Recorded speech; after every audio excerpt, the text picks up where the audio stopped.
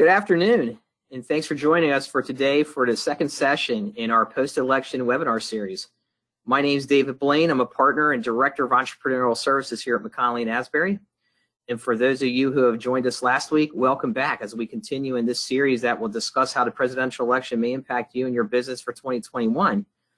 If you couldn't join us last week, be sure to catch the full presentation on our website at www.macpas.com/webinars. Before we get started, if you're not familiar with McConnelly & Asbury, we are a team of CPAs and business advisors serving clients from our offices in Camp Hill, Lancaster, and Bloomsburg. We provide a variety of services and industries, including the ones you see on the screen. So if you have any interest in further talking with McConnelly & Asbury, we encourage you to visit our website at MACPAS to learn more, and don't hesitate to get in touch with our service or industry experts to explore how we can partner together to best serve you and your organization.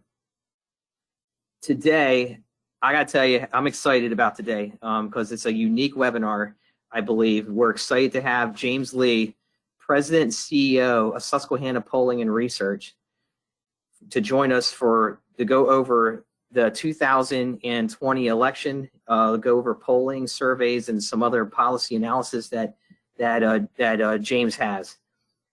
Jim's bio is right here. Jim is the president and owner of both Susquehanna Polling and Research and the Bartlett Group. The Bartlett Group is a focus group subsidiary of Susquehanna Polling. He's nationally recognized survey research and polling firm headquartered in Pennsylvania and specializes in a full range of research services for businesses and state agencies, national and state trade associations, hospitals and health systems, candidates for public office, and media outlets. Firm conducts polling in more than 20 states. Founded in 2000, SP&R includes a team of research associates and more than 50 years of combined experience, including telephone agents, focus group recruiters, and other consultants for its qualitative and quantitative operations. Jim, I got to tell you, it's great to have you. And you know, I go back, Jim, to when you first started in 2000, and you know, when I was in my political career back in the day, I think I might have been your first client. Pretty close to it, David. Pretty close to it. I remember, Jim, coming down to your little shop that you had there on 3rd Street and having you guys do some outreach polling for me and do some get out the vote polling. So, you know, it was great to work with you then and get to know you, and it's been great to know you for the last 20 years. So, and watch your business grow. So, Jim, without further ado, I'm going to turn it over to you and let you take over this presentation. Thanks, Dave, and it's nice to be with everybody. Good afternoon, everyone. I'm going to move ahead here to the next slide to really dive into Pennsylvania. The key points I want to stress today in this 30-minute presentation, I'd like to keep it to 30 minutes. I want to talk a little bit about what happened in Pennsylvania first in the recent presidential election, and then expand from that and really talk a little more about the polling itself. The polling itself became a news story. And then from there, I think it'll dovetail nicely with what we're looking at for the next 2 years, legislatively and politically, both in Pennsylvania and nationwide. But it was certainly a fascinating year. I'm sure those joining today are exhausted with politics as I am after a crazy year, a lot of partisan division.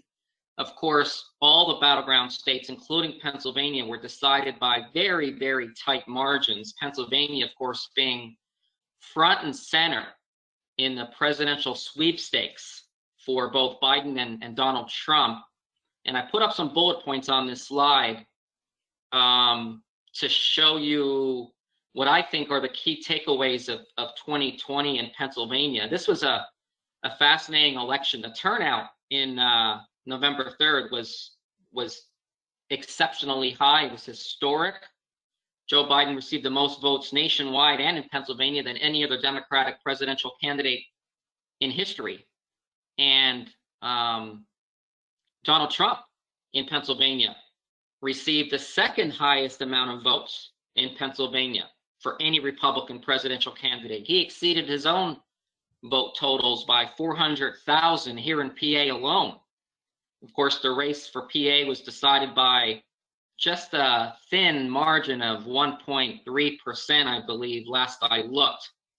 But when you look at how it breaks down in Pennsylvania, there's a couple of things here that separate these two. There was basically 85,000 votes that were the deciding factor for Joe Biden. When you add up Biden's 3.4 million votes and Trump's 3.3 million, it relieves a difference of 85,000 votes that Biden carried the state of Pennsylvania by. That's a pretty small margin. Trump carried Pennsylvania by 44,000 votes 4 years ago. And regionally, when you look around the state, you see the patterns between Trump and Biden are very, very much a close overlap with what happened 4 years ago in the Trump-Clinton race. Trump basically carried 54 counties in Pennsylvania, 54 of the 67 counties. If that tells you anything about the breadth of Trump's support, the 13 counties Biden carried were very consequential because they include Allegheny County in the west, Philadelphia, of course, in the southeast, the 4 collar counties around Philadelphia, which of course include Bucks-Chester, Delaware, and Montgomery, a couple others in northeastern Pennsylvania like Northampton and Lehigh, and I might have missed one out the west, I think Erie County. So really, all in all, the counties carried by Biden were very much a close match to what Hillary Clinton did 4 years ago when Clinton lost the state of Pennsylvania. Biden really flipped only 2 counties this time, Erie and Northampton, that previously had gone for Donald Trump. So it was very much a repeat of what we saw in 2016. The problem this time was, when I looked at the regional groupings of how Trump and Biden did this time, the fear of the Trump campaign has always been getting clobbered in suburban collar counties around Philadelphia. And their worst fear really was realized, because the collar counties around Philadelphia, and I'm excluding Philadelphia itself from this comment, but the 4 collar counties alone really constitute 20 of the 100% of the state's total votes cast. Basically, 1 in 5 voters come from the 4 collar counties around Philadelphia. This is an area that's growing in population. These voters are progressive in their thinking. They're social moderates. They're liberals on social issues. They vehemently oppose Trump's immigration agenda. They favor abortion rights. They're pro-immigration. They're pro-choice on abortion. They despise the policies of Donald Trump. And consequently, Biden carried the collar counties around Philadelphia by 110,000 more votes than Clinton won it by 4 years ago. And that was enough to really swallow up Trump's vote margins in the more rural areas of the state. Polling has consistently shown Trump does well with non-college educated working class white voters. And he connects with them on trade, on economic anxieties, on taxes, on less regulations. He obviously drove a Biden administration's less natural gas drilling for a state like Pennsylvania. So basically, Trump's margins in the West and in the center part of the state, the rural red T, were exceptional, and he overperformed them. Trump did in comparison to 4 years ago, but Biden was able to chip away at some of Trump's margins from 4 years ago, even in our region here in South Central Pennsylvania. When you look at what I call the ABC 27 viewing area, which is pretty much the mid-state, Biden was able to cut into Trump's margins from 4 years ago. And he did it also in the Northeast, in the Scranton-Wilkes-Barre market. And I think a lot of it had to do with the fact that Biden was a much more likable candidate when I compare Biden's positive image in the state of Pennsylvania today with Hillary Clinton's 4 years ago, one thing jumped out at me. Voters like Joe Biden as a person much more than they did Hillary Clinton 4 years ago.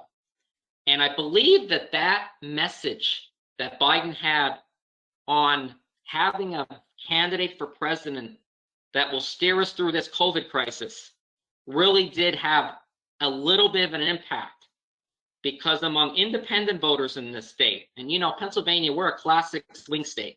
A third of people in our polls tell us they don't vote straight R or straight D, but split their tickets from election to election.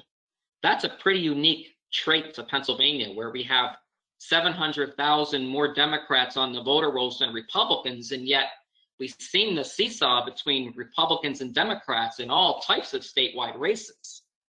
But so these independent voters that aren't wedded to either party, in our polling prior to election day, the number one issue among independent voters was a candidate that could handle COVID-19 and speak effectively and strongly about what we should be doing there. And I believe that was the edge for Biden in Pennsylvania. In our poll, the second top issue voters cared about was the economy and jobs.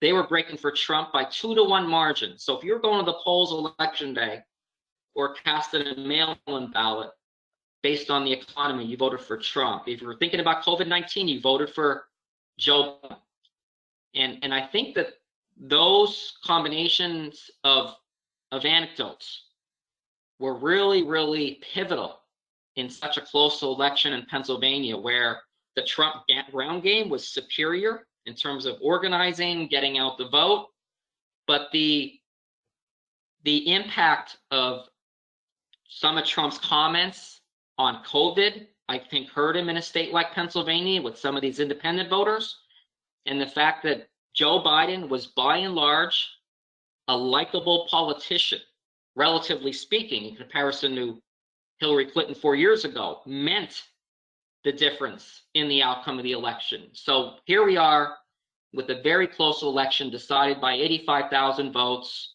in Pennsylvania out of more than 7 million votes cast, which, as I said, is historic by all accounts.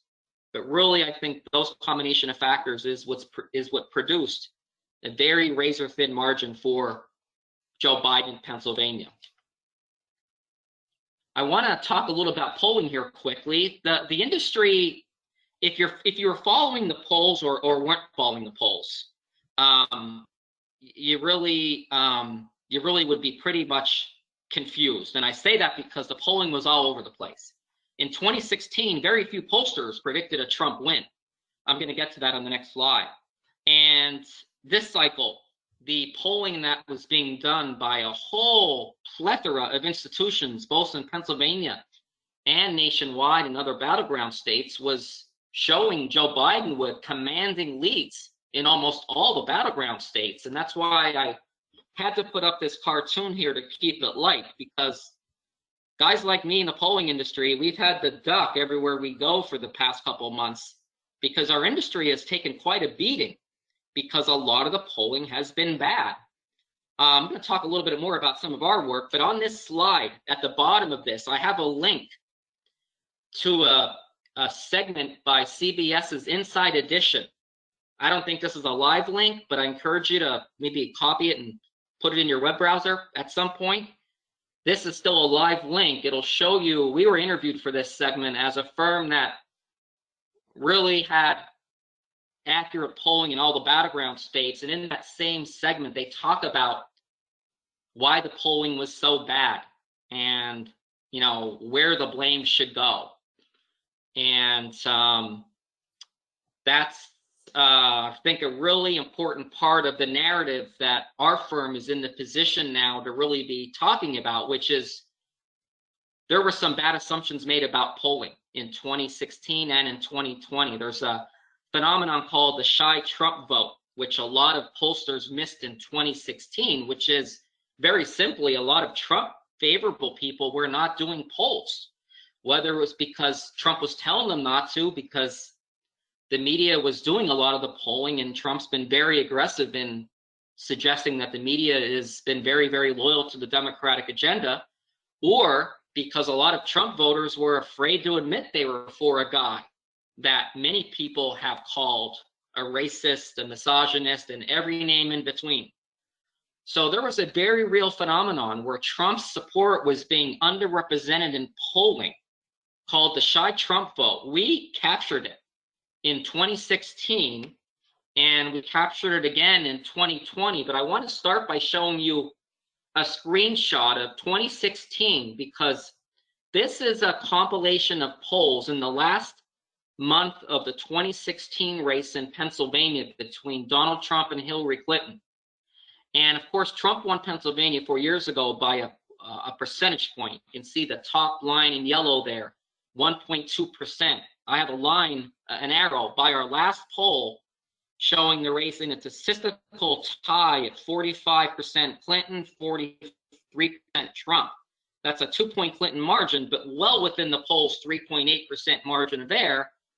And as you know, accountants on the phones and people that crunch numbers, I think this audience would agree that margin of error is something that, you know, means this was a dead heat, statistical tie, because a 2-point difference between the candidates meant it was anybody's ball game, and the race would be decided by just a point or two. And of course it was. So we were fortunate that we knew Pennsylvania was up for grabs 4 years ago when just 30 miles away from us in Harrisburg, PA, is an institution called Franklin and Marshall College. And I don't mean to pick on them unnecessarily, but I am in the position of really trying to bring credibility back to an industry that I believe is suffering now because of egregiously bad polling. And this is a classic example. Franklin and Marshall, the arrow there points to their last poll of the cycle. The field dates were October 26th to October 30th. They had Clinton winning by a whopping 11 points. This is just days before the election, folks. Days before Trump carries PA. Of course, that poll is nowhere near the statistical margin of error. An 11-point lead for the losing candidate just 3 days before election day. That is simply a bad poll. And I saw it happening again in 2020. So 6 weeks before election day this year, I penned a memo to the media telling them that we need to keep an eye out for bad polling. It's making our entire industry look bad. And I wasn't afraid to stand up and say our industry should not be suffering from a reputational hit because of some firms that fail to understand the dynamics of these elections. And I had to use Franklin and Marshall as a classic example of a firm that, quite frankly, should know better. They're in Pennsylvania, they've been operating in this state, and they completely missed 2016. And I firmly believe, as pollsters and professionals, we should be held accountable for our bad polling because our industry is being blamed for suppressing the vote when polls come out that are this far off the mark. So as we fast forward, I want to show you our polling in 5 battleground states. You see here on this slide, Pennsylvania, Wisconsin, North Carolina, Florida, and Arizona. And basically, the second column of information in this table here shows you the average lead for Biden or Trump in that particular state. So you can see there for Pennsylvania, we did 2 polls. If you average our leads for Biden and Trump in those, it comes to a 0.05% Biden lead. He won the state by 1.2%. That's a net difference of 0.7. Look down at Wisconsin, right below it. We did 3 polls there. We had 1 tied and 2 polling Biden leads. When you average them together, it's Biden up by 1.7. Biden won Wisconsin by 0.7 percentage points, so we were off by 1 point. Again, the net difference in every one of these states is 3 points or less, all within the poll's margin of error for every single poll we did. So we showed statistical ties in virtually every state here, that all these battleground states were going to be close, and they were. And I'm not afraid to stand up for the industry and say there were some firms that were very wrong. In fact, ABC News in Washington, or in New York rather, had a poll in Wisconsin just days before the election, folks, showing Joe Biden with a 17 point lead in the state of Wisconsin. 17-point lead. Now, to think that poll doesn't suppress the vote, and it works both ways. You could be looking at that poll in the newspaper and say, oh, you know what? I'm a Biden fan. He's up by 17 points. I'm going to stay home. Conversely, if you're a Trump fan, why would you show up in the state of Wisconsin when ABC News puts out a poll having their candidate down by 17 points? I mean, I'm worried about the impact on suppressing the vote, and we were not afraid to stand up and say something about it in a memo that has really gathered some steam on a nationwide basis, because we were really sticking up for the industry here. So I wanted to talk about that. Yeah, Jim, let me ask you a question. What would drive the bad polling like that? I mean, is it the sampling of the questions? Is it the sampling of those that are being phone called? Because that's just to have that type of a marginal difference where you have a national news organization like ABC that would have a 17-point win for a candidate that really at the end of the day was pretty much a statistical tie. Like, what is it? Is it the questions? Like, what drives like that type of what would drive those types of results? Well, I gotta say that in every state it's a little different, Dave. In Wisconsin's a little different from other states. You don't actually declare a party when you register to vote in Wisconsin. Unlike in Pennsylvania, where you register to vote, you either check Republican, Democrat, Libertarian, or you want to be with. In Wisconsin, you don't declare a party. Part of it was not understanding what ratio of voters show up on election in terms of what their party allegiance was. So it's a real issue, and that's not unique to us. We poll in Indiana where that same phenomenon is there, where you don't declare a party. So I think it was partly that. But I also believe Wisconsin's a lot like Pennsylvania, where you have some urban areas that were big for Biden, but you also have a lot of rural areas where people just don't have a strong allegiance to a party, like in Western Pennsylvania, where voters are registered Democrat, but really feel like they're Republicans when they think about it. And so I think some of these polling groups did not capture that shy vote for Trump. And ABC News should know better. I mean, they're a national, reputable news organization in the opinion of many people, mine excluded. But to have a poll like that and not face consequences for it, I think is shameful. And we put out some wording to the American Association of Public Opinion Research to tighten up ethics for pollsters and have pollsters be more accountable for bad polling. And I throw myself in there. We'll take the heat if we're wrong, but we've never been that wrong. So I think it's a combination of factors, Dave. Okay. In this screenshot here shows a little bit about Florida. I just wanted to give you kind of a little take. You can see there the final numbers for Florida. Trump won by a little over 3 points. Our last poll had him up by 1, but you can see just here, just on this screenshot alone, there's Quinnipiac University, Biden by 5. Just 2 days before the election, 5-point lead for Biden. Trump wins by 3. And it's really, this happened in a lot of battleground states. Here's Wisconsin. The last 2 weeks of the race, you see 2 arrows there, our last 2 polls. The one at the bottom, we have the state tied. Look at all the blue margins for Biden in between our tie and our most recent poll, close to election day, Biden by 3. Look at some of these margins. There's the ABC News Washington Post poll, 17 points. I mean, this is unbelievable to me. I was very, very passionate about just how wrong this is and how there seems to be no accountability, and it's polls like this that are making us all look bad. And that's not fair to guys in this industry and girls that are running polling institutions that are really working hard to make sure they put out quality information, whether it's good or bad for Republicans. And that's what my firm's reputation is. This state was breaking for Wisconsin. We had it tied, then we had him up by 3. He won by just shy of a percentage point. Of course, the election results are being disputed, but look at some of the margins for Biden in this far column on the right here. Biden by 11, Biden by 10, Biden by 17. And I haven't seen a single university apologize for any of this stuff when they get it wrong. So, you know, it's an ongoing narrative that we continue to be part of. Our memo that talked about Franklin and Marshall College made it all the way to the desk of Rush Limbaugh. Whether you like him or don't like him, he's got 60 million listeners. He talked about our polling for 10 minutes the week before the election and brought attention to this problem that I said is a real problem facing our industry. And that's that polling firms are being thrown under the bus, good ones and bad ones, because of some of these egregious polls coming out. I want to move on to Pennsylvania a little bit. I'm very mindful of the time. I want to talk a little bit about what's happening in PA here and how that ties in with what's going to happen the next 2 years, and then finish with a couple of national things here.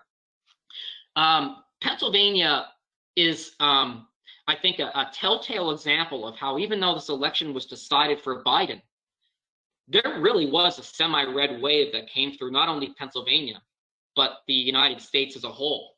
Republicans improved their majorities in the state house. They picked up seats in the state Senate of Pennsylvania. And so while people were voting for Joe Biden, they were voting Republican down ballot for a lot of state legislative races. And Republicans now have 113 to 90 margin in the Pennsylvania state house, and of course maintain their majority in the state Senate. That puts Governor Wolf in a very difficult position for the next 2 years. Our approval rating for Wolf in our last poll prior to Election Day, he was down to 46%. And this year, it's all been about COVID. So when we ask people if they agree with the job Wolf's doing, we usually say doing COVID-19, because technically that's what this year has been about. His approval rating has slipped from 68% in our poll in April down to 46%. Where 42% of voters now disapprove of the job the governor is doing managing COVID-19. Why is that important?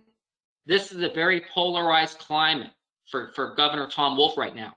And I spoke to a state senator earlier today about Wolf's relationship and reputation in the legislature.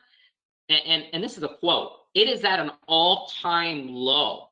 There are Democrats in the state legislature right now, Democrats that feel abandoned by Wolf because he did not include them in his policies for how to manage this COVID pandemic. They feel left out. He's been basically rogue with his policies, and because of that, the legislative priorities for the Wolf administration that I have outlined on this slide here, according to one state senator who's in the majority party, said he won't get a single one of these passed because some Democrats have turned on him. And to make matters worse, this state senator told me, you know, we expect our governor of the other party to be against us. When Ed Rendell was governor of PA, he was a little smarter about spending his money in the elections against Republicans in the House and Senate. Not this guy. Wolf dug into his own pocketbook and spent $500,000 trying to pick off Republicans in the House and Senate. It wasn't a secret to anybody. And they feel so betrayed that this guy was so basically overt and in your face about trying to take him out, whereas Rendell had done it with a little bit more finesse and a little more behind the scenes. So the Wolf agenda for the next 2 years, whether it's raising the minimum wage, legalizing pot, gun control restrictions, all the oxygen's been sucked out of the room on this COVID-19 battle. And at least from the people I talk to on the Hill, you're not going to see much of anything done going into 2021 and 2022, when the quote from the senator I talked to was, he's probably the lamest of the lame ducks I've ever seen since I've been in the legislature. And the senator I talked to has been in the legislature 30 years.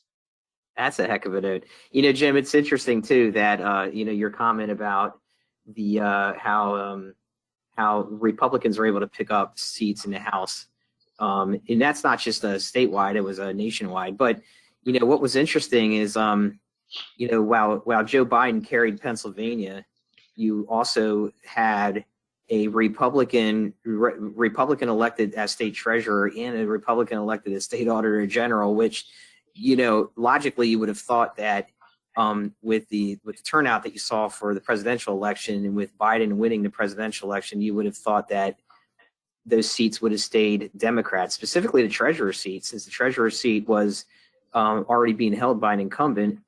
And for the most part, Treasurer Torcella, he was relatively moderate in his positions there, and did a pretty good job. And to lose that seat statewide was somewhat shocking. I mean, you think about it. You know how shocking it was, Dave? 1956 was the last time that both the Republicans won the treasurer's race and the auditor general's race in the same year. That's newsworthy. And at the national level, you're right. The Republicans picked up 12 seats in the U.S. House, so there was certainly no blue wave. There's still 2 seats undetermined, but their gains in New York, California, Florida, Texas were all fairly substantial. And one of the things I learned in my research prior to today's call, because some of this stuff was a little out of my wheelhouse, I was told today that former Attorney General Eric Holder under the Obama administration was tapped to be in charge of raising money nationally to really flip state legislatures nationwide in a position to make sure they had a bigger hand in redistricting, which I mentioned on this slide here, because 2021, the state legislatures, of course, will decide what the makeup of the U.S. Congress is. And there was not a single state legislature that was flipped in this past election, when, again, Joe Biden received historic turnout numbers, and there should have been some down ballot coattails for members of Congress, but there wasn't a single seat shifted in Pennsylvania. And nationwide, the Republicans netted 12 seats, and that number could go even up higher. I heard today the Georgia seats are going to go Republican. They're not even really going to be in play, despite what some of the public polling is showing. So the U.S. Senate will remain in the hands of Republicans, according to people I talk to that kind of know what this stuff looks like nationally. And that means, again, you'll see a lot of gridlock in the next 2 years in the U.S. Congress, in terms of the ability of Speaker Pelosi to push through her agenda with a smaller Democratic majority, and of course a Republican Senate.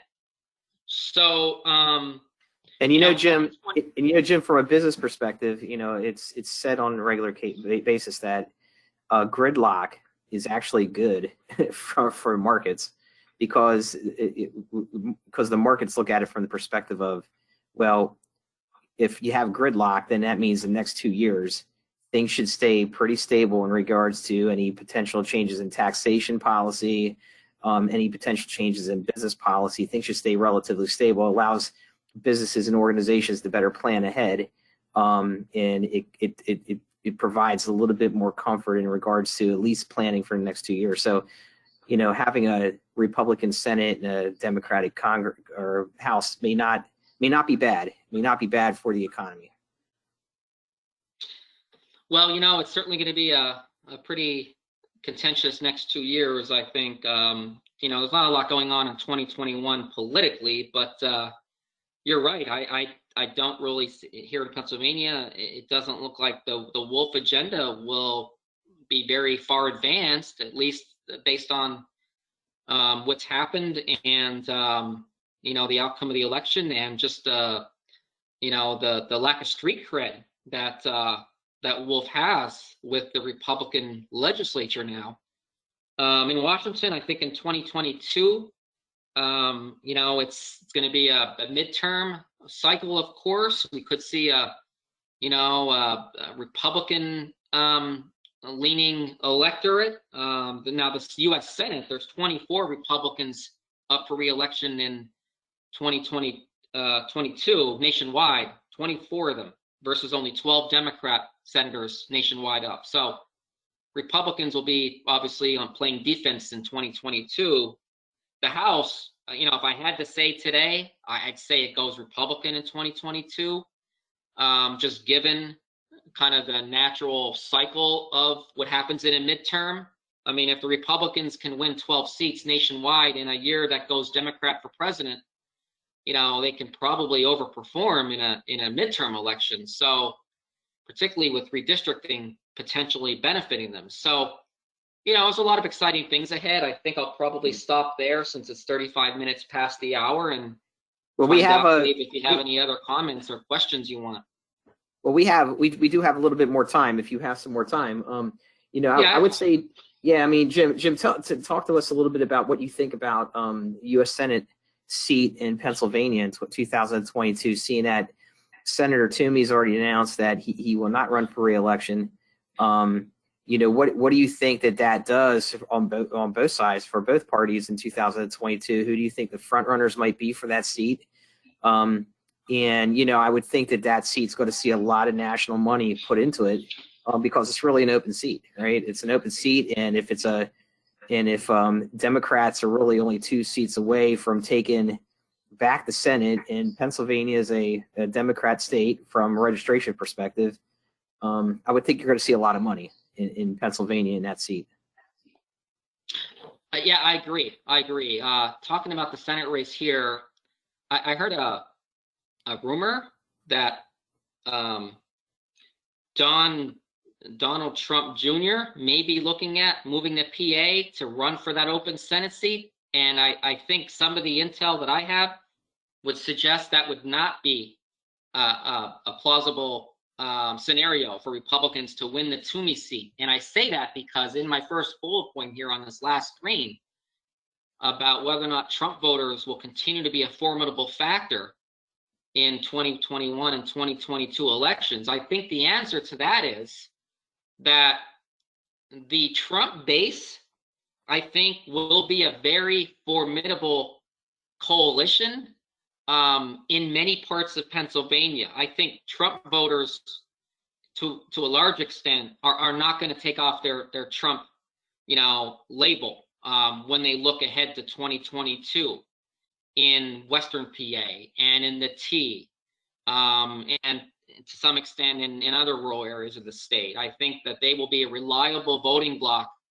for candidates that say they are in the mold of a Donald Trump. But the problem is, to have a Donald Trump Jr. on the ballot, I think the blowback in the suburban collar counties of Pennsylvania will be just as intense. Whereas without a Trump-type candidate on the ballot, I think the suburban Philadelphia voters, some of that hostility towards Trump will probably not manifest in 2022 against a Republican candidate for the U.S. Senate. I don't think the turnout will be as blistering as high. So I think that'll be very interesting to see if there is some truth to that rumor. But I think the race will be clearly up for grabs. I would say Republicans probably have a very slight advantage in that the seat is open in a year which historically should be favorable to the party out of power, i.e. the Republicans, who do not control the governor's office in Pennsylvania or the presidency in DC. So Republicans will probably have a slight advantage. I don't think, Dave, there is really any front runner. I mean, I think the Republicans have a deeper bench than the Democrats do, but I haven't heard a lot about candidates that have a lot of statewide stature. And I think you see some jockeying by some Pennsylvania state senators, one from the mid-state that's trying to, stir things up that he could be a candidate. And same goes for the governor's race here. But I think Pennsylvania, it's probably very wide open right now, unless there's a very recognizable name, that we haven't heard about. Now, having said that, candidates that have money to spend, I think, obviously narrow the field a little bit. So whether you look at candidates like Jack Wagner, who ran for governor, of course, and lost unsuccessfully, or a candidate like Lou Barletta, who was a congressman from northeastern PA and ran for U.S. Senate against Casey in the past. I mean, some of those would be the names I would think would still be out there. But I think the fundraising will obviously be important. Okay. What do you think about in regards to Governor Wolf? You had made a statement a little earlier that you know, even his own caucus in the Senate and the House is saying that he's a lame duck governor, and they feel disenfranchised by him. Do you see the potential that he might end up in the Biden administration somehow? And you would then see, obviously, Lieutenant Governor Fetterman become governor, or do you think that's even a viable option? Oh, I sure do. I sure do think it's a viable option. And I say that because I think one of the hallmarks of the Wolf administration will be passage of Act 77, which was the election reform legislation passed last year that was basically shepherded by Wolf, that opened up no excuse absentee balloting to Pennsylvania, which you could presumably make the argument helped deliver the state for Joe Biden.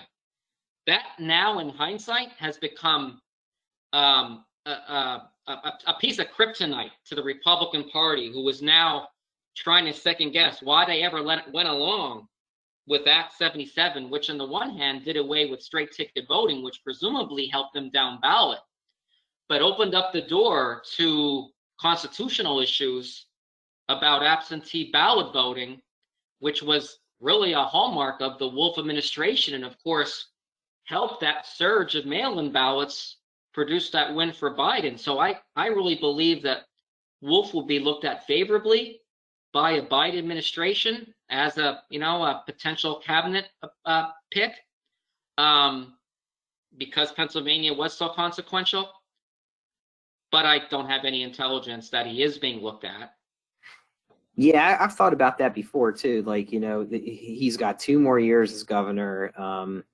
You know, he seems like obviously he's been around now. He's got some name recognition statewide. He helped the Biden administration win in Pennsylvania. You know, I could see them seeing that being played favorably for him to be a cabinet pick, because I don't know what else he would end up doing politically in Pennsylvania. I mean, I guess he could run for U.S. Senate in 2022, because his governor's seat would be up. But as you showed in your polling here, I mean, his favorability has dropped pretty dramatically, and I think he'd have trouble even inside his own party with an endorsement. And just to add to that, Dave, I gotta say, historically, 2-term governors in Pennsylvania, and the polling bears this out, I have found that by the time they get to their 8th year, they kind of have overstayed their welcome. And the polling shows that their approval ratings are usually their lowest when they're exiting the governor's mansion after 2 terms. Ridge's numbers were down. I've seen some polling that after 2 years of the Ridge administration, his numbers were down. Rendell left office with an approval rating that was under 50%. I went over earlier, Wolf's approval rating is down.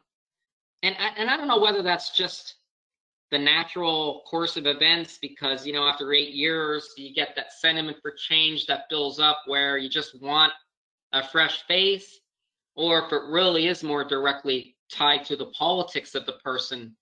With Wolf, I believe the COVID-19 issue is truly an albatross around his neck. And had he been on the ballot with Biden, I am convinced, I put out a tweet on this last week to my Twitter followers, I believe Wolf would have lost had he been on the ballot last week, given the ticket splitting we saw against the Wolf administration. I mean, every Biden voter that voted Republican for state house or state senate or Congress was presumably a vote against the COVID-19 mandates that this administration has put on the business community. So I don't believe he leaves Pennsylvania with a lot of political goodwill in terms of being a formidable candidate for future political office. Right.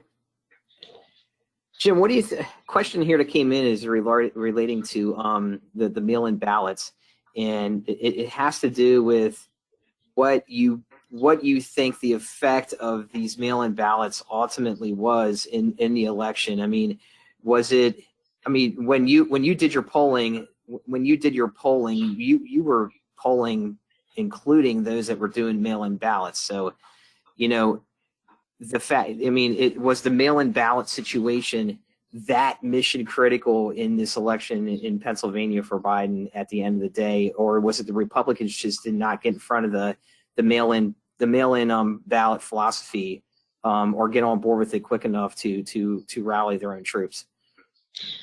To answer the first part of your question, in all of our polls, after we qualified the person as someone that was likely to vote, our very next question was, well, how do you plan to vote? Are you going to show up on election day? Are you going to vote early at the polls? Or are you going to cast an absentee or mail-in ballot? And that was fascinating because, people would tell us, well, I'm planning to vote from home with the mail-in ballot. And when I looked at those voters as a group, you can tell they were breaking 3-to-1 Democrat versus the election day ballots, people that were planning to vote on election day that were obviously your bigger Trump supporters. So we knew going in a lot of these battleground states that Trump would run up an early lead, and we'd see it chipped away at as those mail-in ballots got counted subsequent, to election day, like they did. Now, what I think Republican operatives are struggling with now is, will this increase the political stature of the parties? Because the political apparatus for the Republican Party and the Democratic Party in Pennsylvania is very unimpressive. Both political party structures are really not what they should be. They have a lot of open committee spots in both Republican Party and the Democratic Party. They just don't have the foot soldiers that they used to. There's just less loyalty to the party structure. And I think Republicans are grappling with how do they change that formula if absentee balloting is here to stay long term, and that continues to be the predominant way Democrats choose to cast their ballots. They need to be part of the game and part of the solution, or they will continue to lose elections. And that means maybe retooling the state party apparatus to really start to fill those committee spots, make sure they're doing the GOTV work that you mentioned you had done when you first ran for supervisor, making sure that's done ahead of time to identify favorable voters for the Republican agenda and make sure they have either an absentee ballot or are going to show up on election day. So I believe we haven't seen the end of that here, and that will be a very, very pivotal tool that the parties will use to really drive up their base in the next couple of elections, at least until the constitutional issues are resolved around this law. Right.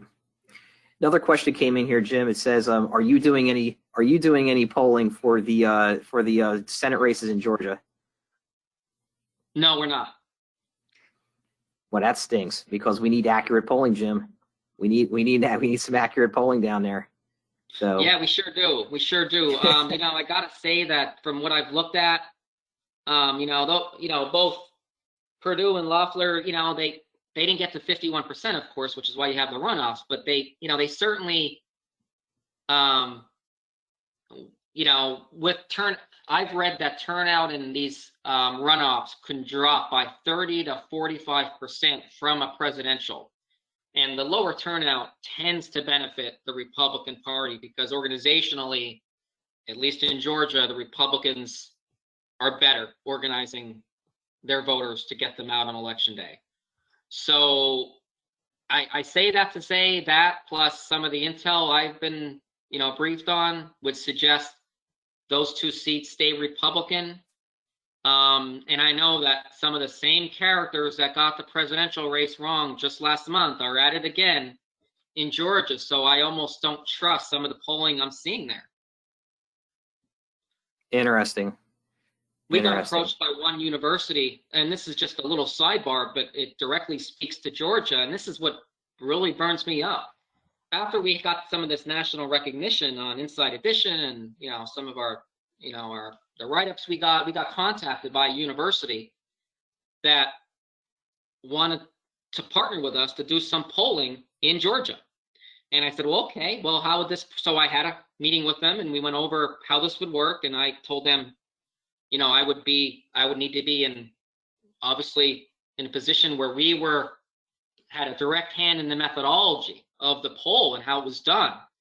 And they told me, well, we use an internet panel for our voter polls. And I said, well, I will not sign my name to that poll, because if I can't put my faith in the methodology and make sure I know we're talking to likely voters, because these runoffs won't be like a primary, but they'll be almost like a hybrid between a primary and a general in terms of the turnout model we're looking at. This university would not give me some of the input that I felt I needed to have to basically make those polls accurate. So as a result, they're going their own way, and I think they're going to continue to do poor polling. Internet panels are good for certain types of research, but in my estimation, it's not the same as buying a list of registered voters that have vote history and polling them with a telephone call. All right. Well, Jim, we appreciate your time today. Before you go, Jim, you just got done saying about other types of services, and I think it's important that I point out for everybody, since there's a lot of business owners on this webinar, that not only does Susquehanna Polling and Research and Bartlett Group do political polling, which is what you're most well known for, but you also do a lot of other types of polling research, things that are like employee surveys, employee satisfaction type of matters. You do a lot of stuff for the business community as well. Do you want to elaborate on any of that a little bit, Jim, before we close this thing down? Thanks, Dave.